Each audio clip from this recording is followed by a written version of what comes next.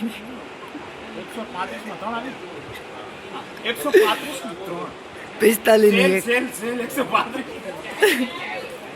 હું તમને દર્શન કરાવવાનો છું રામા પીરના. તો જય માતાજી બધાને, મારી નવી ચેનલ અને મારા પહેલા બ્લોગમાં તમારું હાર્દિક સ્વાગત છે. હું તમને બતાવવાનો છું કે ભાવનગરથી લઈને ઠેઠ રણુજા સુધીનો સફર, જેમાં કેટલો ખર્ચો થાય, કઈ રીતે જવાનું, શેમાં જવાનું.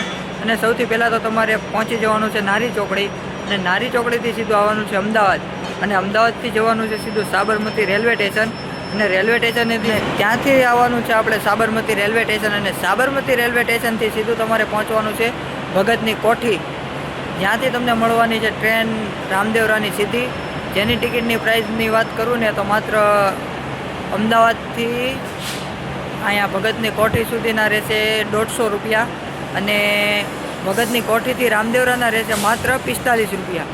તો ચાલો મારા બ્લોગમાં બન્યા રહેજો. અત્યારે તો અમે પહોંચી ગયા છીએ ભગતની કોઠી, અને આગળનું પણ સફર તમને બતાવતો રહીશ. અને જો મારી ચેનલ નવી છે એટલે પ્લીઝ સબસ્ક્રાઈબ કરવાનું ભૂલતા નહીં.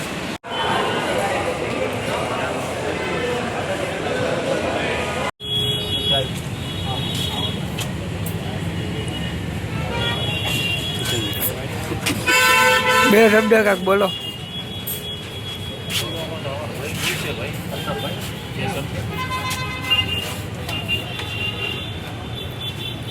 फट्टा भर लीजिए भगत की कोठी और यहाँ से जाएंगे रामदेव था. ये बिस्किट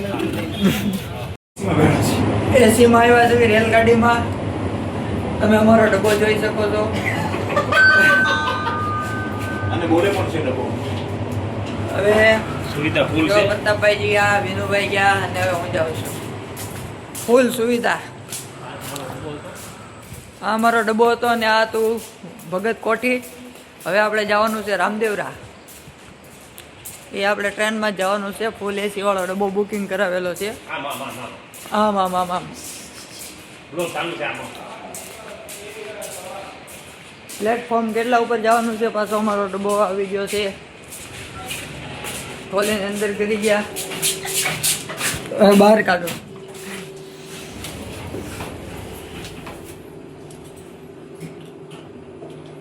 જીવવું તો વટથી.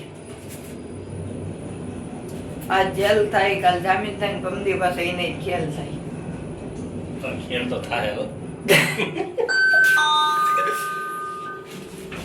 આમ નામ લોકો ઘરમાં વેલ થાય.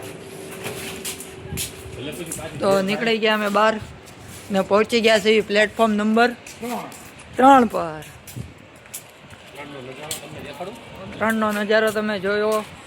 આ છે આપણા પ્રતાપભાઈ.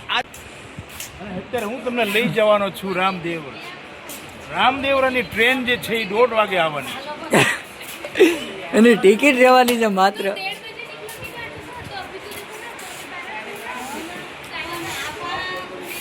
એની ટિકિટ નું તો કહી દો. ટિકિટ અમે લઈ લીધી છે. કેટલા વાળી?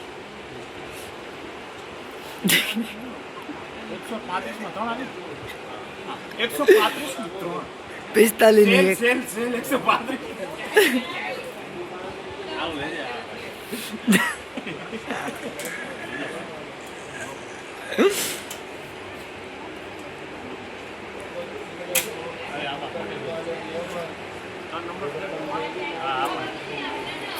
તો હવે મિત્રો અત્યારે અમે રામદેવરા પહોંચી ગયા છીએ રણુજા, ને ચા પીવા બેઠા છીએ. તો બોલો વિનુભાઈ ને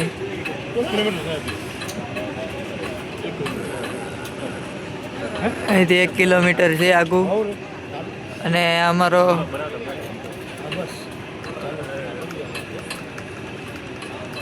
અમારું કેવું એમ છે કે અમે હાલીને જાવી, દોડીને પહોંચી જાવ.